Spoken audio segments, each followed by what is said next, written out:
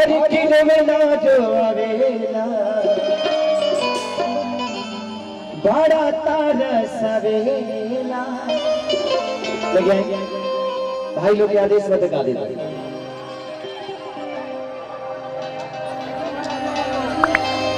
पतन पुरान हो गई हुए गई तू है रे सबसे मैंने आओ। अच्छा काहे इसी लागत है कि विधवा हो गई का भल इतना उदास कैसे चेहरा हो गया पहले तू इतना निमन लागत हुआ कि दिनों में आदमी खड़ा हो जाता लो तरह के देख के का हो गया तेरा बीबी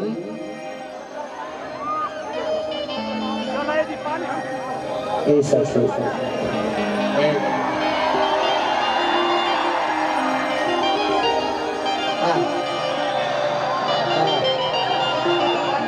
मैंने हमार सिस्टम हम छुओ तो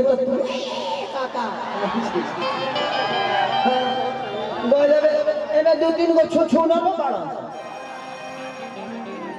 कोई बोल। अच्छा बताओ लोग हम तार लोग भाई है ना तो ई का भाई तो हम छुई तो बुझिया लोग पूरी ले छू बता ना ना तो छुए के चाहिए 2 किलो आरो जब छुब कहते कि ना तू मत छू हम छुए तो 2 किलो आरो चाउर छू लो नहीं तो 2 गो पाछा ले होतन छू दो करे के कि आगे बा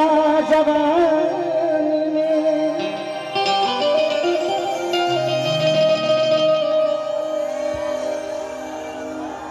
आज के करा लोगे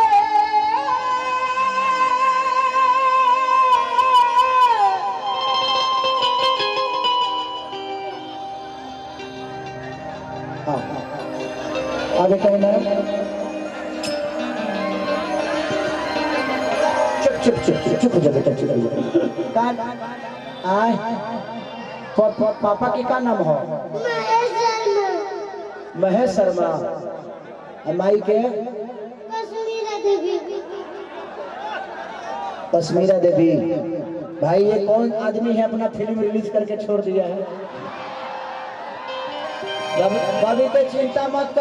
मत कर तोरा भाई के प्रोडक्शन खींचे गए बड़े तोर बाबूजी तेरे हाथ में तो कोनो काम टाइम से ना होके दे थकबे 2 घंटा ने रह तोरा राखी के इंतजाम हो रहल बा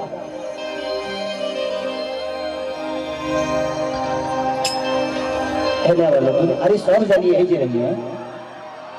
बीच में कम बैक टू ही हाँ तू आ जाई हाँ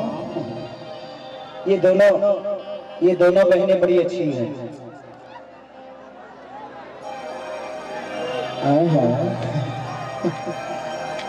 कि चढ़ली जवानी के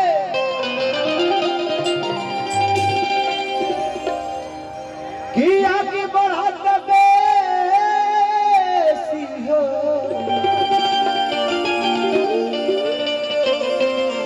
कि घर ही में रह के बोलम भइले परदेसी हो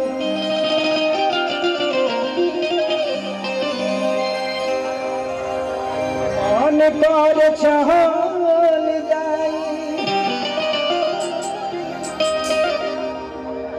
कि कौन दूसरा मदद जारे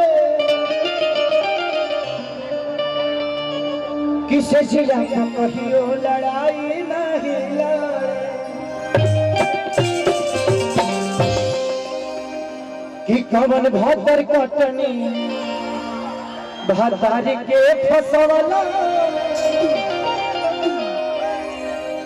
1 2 3 4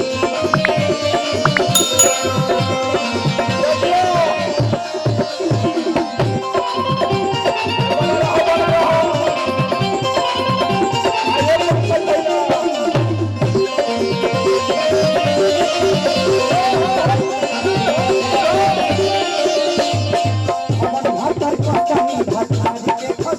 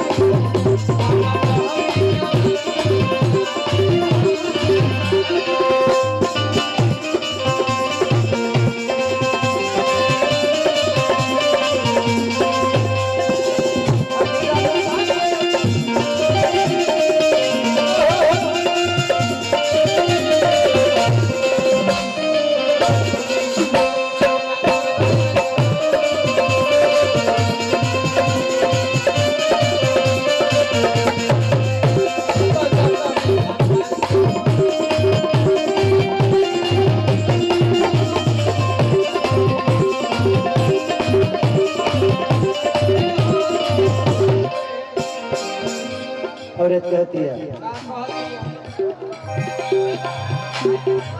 चढ़ली जवनिया महाराता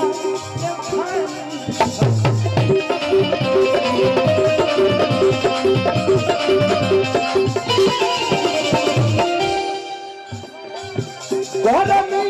से भरी जाता बालकी के पानी